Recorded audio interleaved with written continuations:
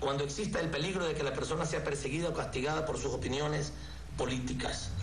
Y la Convención Interamericana sobre Extradición de 1981, la Carta Africana de Derechos del Hombre y de los Pueblos de 1981, la Declaración de Cartagena de 1984 y la Carta de los Derechos Fundamentales de la Unión Europea del año 2000.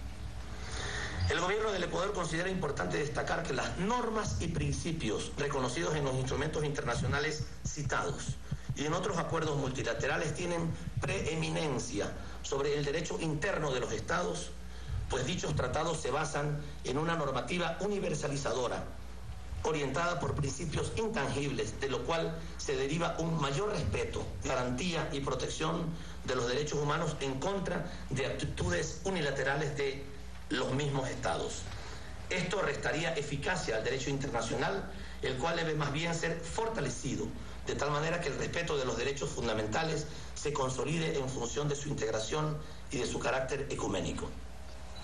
Por otro lado, desde que el señor Julian Assange solicitó asilo político al Ecuador, se han mantenido diálogos de alto nivel diplomático con Reino Unido, Suecia y Estados Unidos.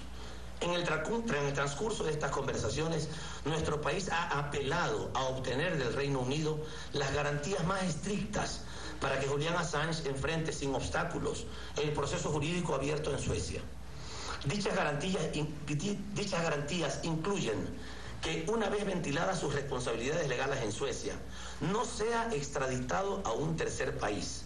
Esto es, la garantía de que no se aplique la figura de la especialidad. Por desgracia, y a pesar de los repetidos intercambios de textos, el Reino Unido en ningún momento dio muestras de querer alcanzar compromisos políticos, limitándose a repetir el contenido de los textos legales.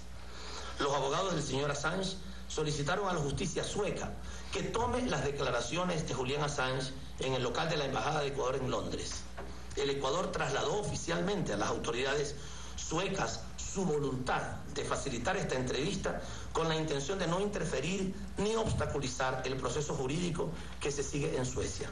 Esta medida es perfecta y legalmente posible y aplicada en algunas otras oportunidades por Suecia. Suecia no aceptó.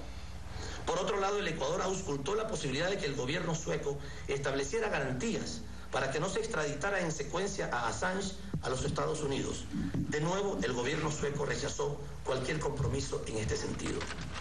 Finalmente, el Ecuador dirigió una comunicación al gobierno de Estados Unidos para conocer oficialmente su posición sobre el caso Assange. Las consultas se referían a lo siguiente. 1.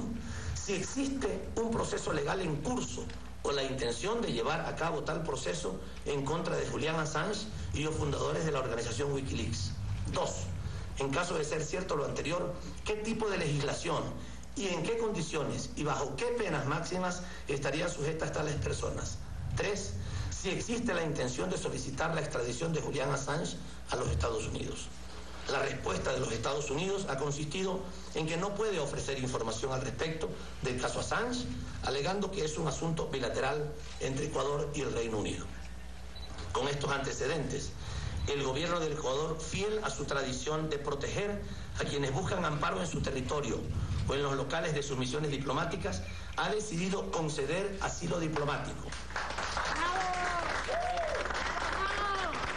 al ciudadano Julian Assange en base a la solicitud presentada al señor presidente de la República mediante comunicación escrita fechada en Londres el 19 de junio del 2012 y complementada mediante comunicación del 25 de junio del 2012, para lo cual el gobierno ecuatoriano, tras realizar una justa y objetiva valoración de la situación expuesta por el señor Assange, atendiendo a sus propios dichos y argumentaciones, hace suyos los temores del recurrente y asume que existen indicios que permiten presumir que puede haber persecución política o podría producirse tal persecución si no se toman las medidas oportunas y necesarias para evitarla.